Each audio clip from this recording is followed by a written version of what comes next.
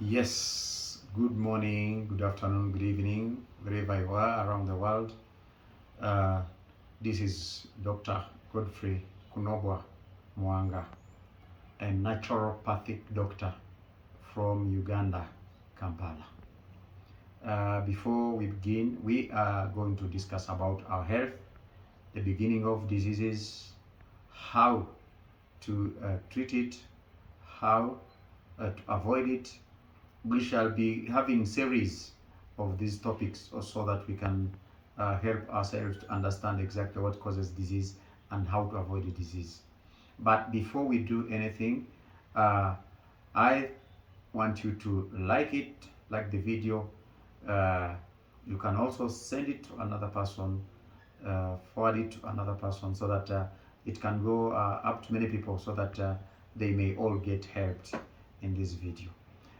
Before we do anything, I just want to let you know that to understand what causes disease, there is something that we ought to understand as humans, because each manufacturer has got what we call a manual, and the creator of man is God. So also God had a manual, the manual that He gave us to guide us, and that is the Bible.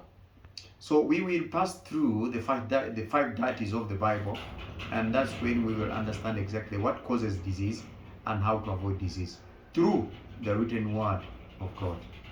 We will sail through so that we may understand the five deities of the Bible. And what are these five deities? What did really the creator of man, what was the ideal diet that he wanted man to eat? So from there, as we finish, by the time we complete the five deities of the Bible, everyone will be in position to understand exactly what causes disease or causes our bodies to have diseases. So that's what we are going to do slowly by slowly as we follow. I pray that you follow each and every topic. Don't miss any if you want to capture everything to help you. I do want you to become your own doctor in your house. So follow critically. When we talk about the five deities of the Bible, there is something that you ought to understand. I'm reading from Genesis chapter 1 and verse 29. When God created man as his masterpiece, the blueprint of his creation, the Adam that was very nice and very clever, who actually named each and every creation, God did not permit him to select his menu. So that's why the Lord wrote this verse in chapter 1 verse 29. Bible says, and God said, see, I've given you every plant yielding seed that is on the face of the earth, and every tree with the seed in its fruit. You shall have them for food. So the first diet that God gave in, it was grains, it was fruits and nuts. That was the first diet. And when you go through all these products, I will tell you that this is what makes the entire body to be healthy. If people have been actually following this law, we call this the law of creation. Actually, diseases would be limited, would be swept away from humankind. That is why we are saying that if anybody can follow this, then it would be so nice for them to understand exactly what we are talking about. We see when you study much, like the nutritionist, they understand exactly what it means when I talk about seeds. And there is also another reason why God created seeds. There is a reason, and that reason is so critical to everyone that needs to understand it. That is what we may say that it is for continuity. If you feed on seeds, then in you there is what we call continuity. That is why I am a seed of my father, and my father was the seed of my grand, and my grand was the seed also for my grand. So to keep our lineage, we need to ought to be using these seeds. And that's why you see that it's so much rampant of infertility in people today, just because they're skipping seeds, they're eating foods that are seedless. So when you do that, then you're missing a lot of things. And in this kind of food, we know it is a big story. You will understand that the seed as it is, it has a lot of components. That one we will go into it in another lecture. But as we continue with this one, I want you also to understand that after the first deity, then God created also another deity, and this is deity number 2, man's second deity. If you want to find this, you go with me in the book of Genesis, chapter 3 and verse 17. That is where you will find the second deity. What does it say? Then to Adam he said, because you have heeded the voice of your wife, and have eaten from the tree of which I commanded you, saying, ye shall not eat of it, cast in the ground for your sake. I, in toil, you shall cast of it in the days of your life. Both thorns and thistles it shall bring forth for you. So that is when actually man had sinned. So when man sinned, then God added another deity. The first deity was the fruits, was seeds, was nuts. So these were the first deity. And the second deity now, the Lord is adding on. And this is what he says. Ye shall eat the herbs or green plants of the field. So it is a command. And that's why actually vegetables entered into our deities. And these are the things that we normally use for treating people. By the time we go through all these series, you will see how we can get all the medicine that we need from these things that the Lord created for our lives to continue on this earth. So that was the second deity. And then we also, as we said, we see that there is something that comes again. And this is what we call the man's third deity. Where do we find man's third deity? This is from Genesis chapter 9, verses 1, 3, and 14.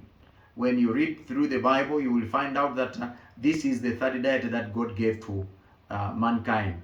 And what does it say? It says, and God pronounced a blessing upon Noah and his sons, and said to them, be fruitful and multiply, and fill the earth. Every moving thing that lives shall be for food for you. And as I give you the green vegetables and plants, I give you everything, but ye shall not eat flesh with the life of it, which is its blood. So this was the third deity. So that's when flesh entered into our deities. But you know, when we look at something, and you may understand and wonder why it is like that, that we skip all the first deity, we skip the second deity, but we fancy so much the third deity. But when we will be studying, you will understand that actually most of the problems that we are facing today comes from the third deity. And then there is also another deity. The other deity is called, actually, it is the first deity. When we read the Bible, you will see what transpired actually when the Israelites were moving, when they were moving from Egypt and proceeding on to Canaan, as you read from Exodus chapter 15, verse 25 and verse 26, when people reached a place, and this place where they reached, it was having bitter water. When they murmured, and God said, yeah, if you hearken unto my voice and do whatever I want you to do, then I will not put of you none of the diseases that I had put on the Israelites or on the Egyptians. So most of the diseases that we encounter today is as a result of not listening to God's laws. That is why we see that there are a lot of diseases that come. But now the fourth deity, it was the deity that was supplied to the Israelites when they are traveling from Egypt to Canaan, when they were in the desert. We know, everybody who knows the history, he knows that this is the deity that helped these people, and it was what was called manna. So manna was the fourth deity, and this deity helped the Israelites throughout the journey of 40 years in the desert, because they were not cultivating, they did not have anything to eat. That is why God fed them with manna we call it, actually it is called the angel's food. That you may find it in Exodus chapter 16 verse 12 up to 15.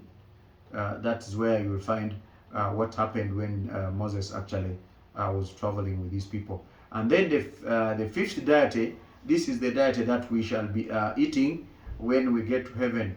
When you find this in Isaiah, you will find it that God actually promised that in heaven we shall be having these meals. And he's also talking about the leaves and the fruits of the tree. So those are the 5 deities of the Bible. And that is why today, when you are having problems or complications with sickness, what do? We basically say, most of the questions that we will ask you, we ask you whether you eat fruits, whether you eat vegetables, and what amount of these things that you're eating, so that we may actually help you understand what can help you to have good health. So we are going to go through all this, and after going through all these deities, we will see how this deity can as well cause disease to our bodies. Okay? Because by preparing, or by preparing these meals, most of the time we spoil these meals, and instead of being healthful, they become dangerous, they become diseased. So that's why you may see that most of the time when you even travel and you go to supermarkets and you find that people, you may see that most of the people actually, when they get to the supermarket, instead of buying health, they buy disease, and they carry disease to their homes. And when they reach their homes, and also in the home, the caretakers, they also have to spoil it as they prepare these meals. Most of the diseases that are killing us today, it is all about how they have prepared these meals. So I pray that the next time I come back, I want to let you understand more of this, so that you may know how to avoid create disease in your home through the food that was God created in a manner to bring health in your life, but then it is bringing disease. From there we shall talk about all sorts of diseases, their causes, and how to prevent it. Because when I was still young, when we were taught in the science of the primary, they were telling us that prevention is better than cure. So when you understand this, you avoid this. When you avoid them, then you will be having good health. So see you next time. Thank you. Keep on tuning. You will know more about your health. God bless you.